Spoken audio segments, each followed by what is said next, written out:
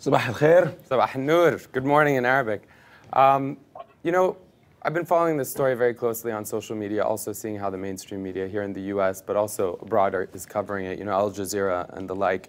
I have to say that what happens is, this is a cyclical pattern of violence. But what isn't being reported is that last Thursday, there was an incursion along the border where a 12-year-old Palestinian boy who was playing soccer was killed.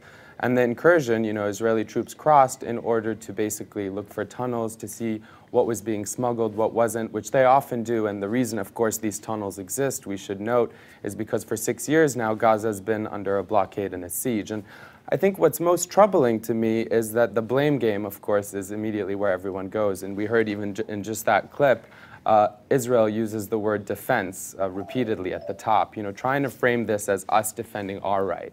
But you'll remember that in 2009, just several years ago, there was a war on Gaza in which over 1,500 Palestinians were killed. The trouble with this is that this is really a disproportionate battle. You have an occupying force that is controlling the people, controlling the movement of goods, preventing electricity, dropping leaflets, advising people, to basically stay away from areas where Hamas militants might be. Well, this is a very, very small territory with over 1.5 million people. And as we saw in the last war, it's impossible to heed these, warnings, so to speak. And I think, Israel, unfortunately, because of complicity, I think, by Western governments and by the media, somehow seems to get off scot-free. I'm not saying that firing rockets into Israel is something I condone or is productive or constructive. But what is certainly not constructive is to frame things as though you're defending yourself when, in fact, you are invariably the aggressor. Can you just say a little bit more about proportionality? I'm looking at a photo that came up. It's heartbreaking. It's heartbreaking to look at this photo of Jihad Mashrawi, holding an 11-month-old baby that was burned alive by an Israeli airstrike. Right. Somehow, the child of a BBC reporter as well, yeah. Killed. When you think of the human cost in what happens in Gaza whenever Israel attacks, again, that small incident on Thursday is not reported, even though CNN reported it, Reuters reports it. Everyone on TV now is asking the question, well, whose fault is it? Who started this? There was a lull in violence for 2 weeks, and then that was broken by the killing of this 12-year-old boy. A few days later, 2 more boys were killed. Israel always frames this as Palestinian militants, Hamas militants targeting civilians. Well, the reality is the number of civilians that die in Gaza far exceeds, not just in this latest skirmish or invasion, I would say, but for a long time. I think when you look geopolitically, though, what's going to be very interesting, and I think what you touched on, Mark, in the top, is the fact that this is the first time since this new nascent Arab uprising and the leaders that have emerged, these Islamist movements, which many say, rightfully, is more threatening to Israel than perhaps in the past, in the sense that we're seeing people in the Arab world, in Egypt and other countries, really speaking up around the issue of Palestinian rights and justice and demanding that their government not be complicit as Egypt has been in the past. And so Egypt, Qatar, these emerging powers now in this new Middle East, Qatar pledging $450 million to rebuild Gaza just several weeks ago, the first visit from a head of state to Gaza, since the siege. It's going to be very interesting to see how they're going to rebuild Gaza at a time when Gaza is once again being decimated and destroyed. So with the anecdote you began with at the beginning about the young boy playing soccer, and you're saying that it's not being reported or is being underreported, who do you blame for that?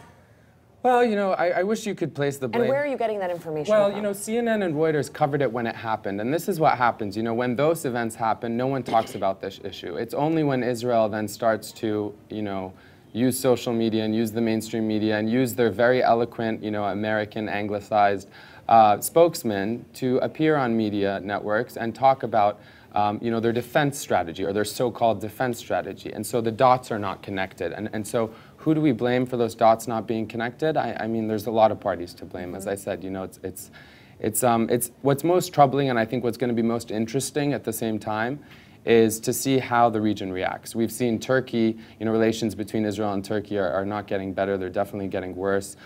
Turkey's kind of been muted in its response, whereas usually people would expect them to be more vocal and critical of Israel. Yeah. Also, it's because Turkey's relations with Egypt are under pressure as well. So I think, it's going to be interesting to see how Arab leaders like, the Emir of Qatar, for example, who's pledged $450 million, as I said, and, the new Egyptian president, Morsi, who's obviously been speaking to the U.S. about how to go about this since, essentially, they control the border with Gaza, the Rafah border. So I have to say I'm not optimistic, and I think, my sources on the ground are saying that, as usual, as it often is in Gaza, electricity is not on for long periods of time. I'm relying heavily on social media.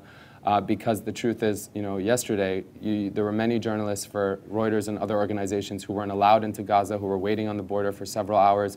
We've seen this happen in the past. In the last war, the only 2 English-speaking journalists that were there actually worked for Al Jazeera, which actually helped make Al Jazeera a household name, at least in parts of the world. So we're seeing history repeat itself, and that's what's the most troubling. And I don't know.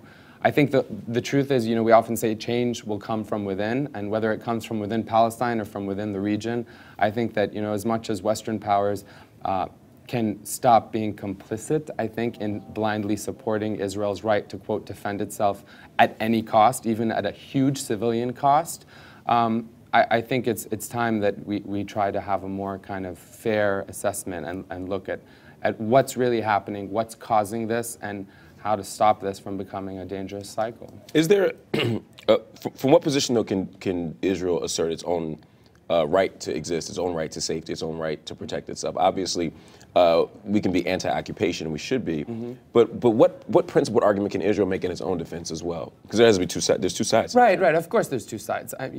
Israel has been making their principled right to defend themselves for many, many years, and they have the right to exist. I'm not one of those Palestinians or Arabs or whatever, human rights supporters who denies Israel the right to exist. But what kind of existence is that going to be? Is it going to be one where you are isolating yourself from a region that is increasingly changing? Is it going to be one where you don't observe the rights? Forget Palestinians for a second. What about the migrants coming from Africa that they're expelling? We often hear that Israel is the only democracy in the region. And while it's certainly true that Israel has many more democratic institutions in place, if you want to be taken seriously, I think, in the changing international stage, being a democracy and boasting about being a democracy means you have to also observe human rights. James, I would love to hear you weigh in on Ahmed's assessment there. James, can you hear me? James? He's muted. He may be muted. I think that it's obviously it's a very complicated problem. It's been one that's been going on for decades now without any solution. I think that the politically within Israel, I think there's not much choice once there are rockets coming in hitting civilian targets. The political solution is always a strike back hard. There's no price to be paid for that domestically, and in fact, there's a pretty heavy price domestically, to not do that. I think internationally, it's not paid off very well for Israel. Israel's lost most of its support in Europe. It's lost Turkey. The United States remains largely and sort of reflexively behind Israel. I think the attacks yesterday were both aimed at a military target who took out, a key militant leader, but at the same time with some pretty heavy collateral damage, killing civilians. And I think that's the nature of this, the nature of the fight when you've got, militant group firing rockets versus, very powerful military force. That the optics are never, very good. It's because the damage is always going to be disproportionate for coming from the Israeli side. Mm-hmm. James, do you have when you hear this, how do you respond? Is this something that the U.S. Should be intervening in? Is this something that we should be asserting a slightly more complex politics about, as Ahmed alluded to? What should be happening here? I don't think there's a lot that the United States can do about it. Frankly, it's largely what amounts to sort of a complicated civil war because Palestine is not a state, although it's sort of a quasi-state. It's got a little bit. It's got the Palestinian Authority has some of the elements of sovereignty, but not enough of them to really police their own internal problems. And so it's really, in some ways, the worst of both worlds, that we expect the Palestinian Authority to keep rockets from firing into Israel, but they really don't have the means to control their own territory, which is, of course, divided. But I don't know what it is the United States does. I think we've been trying off and on for, certainly, my entire political memory and beyond with the so-called peace process. And really haven't had a lot of success post-Camp David. And that's been, I was in grade school when Camp David happened in 78, 79, I guess. And pretty much everything else since then has been, we've had a couple of treaties that really didn't amount to much, and not much enforcement. And, we've had a couple of intifadas and whatever we're calling these various things that well, happen James, if I may, for starters, America can stop funding Israel so much. Now, for many years, and I was an adult when the intifada started. I wasn't a child. But for many, many years, America has favored Israel. And I have always wondered why Israel gets all of this favored status when it doesn't earn it in every case. Israel, and I have something to say about Palestinians also, but Israel encroaches on the settlement area. They instigate trouble from Palestine. It's not like they're innocent bystanders. And on the other hand, the Palestinians need to get their act together and learn to work together so that they can negotiate as a viable presence.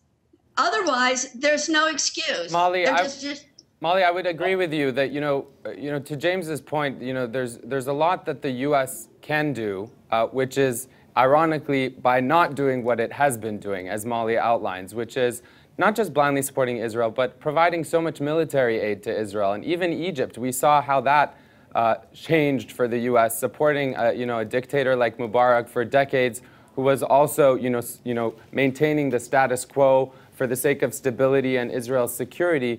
Well, the reality is, by giving all this money to Israel, you're creating a situation, America's creating a situation where they can't be seen as a credible mediator in this conflict. And we've seen Romney make remarks, during the presidential candidacy that really reveal not just his strategy and policy, but the U.S., as James points out, for administration after administration, this continued support of Israel and unwillingness to criticize Israel. For example, the United Nations deeming those settlements, and the settlements are really at the heart of this matter, I think, because that's a further annexation of land, deeming those settlements as illegal under international law. Of course, Obama only going as far to say that they are illegitimate. Molly, I think I appreciate you making those points. I do agree as well that we need to be critical of the Palestinian leadership as well. I wanted to hear the point about the Palestinians. Molly, about the Palestinian leadership. Oh, yes, about the Palestinians. The Palestinians don't have their act together either.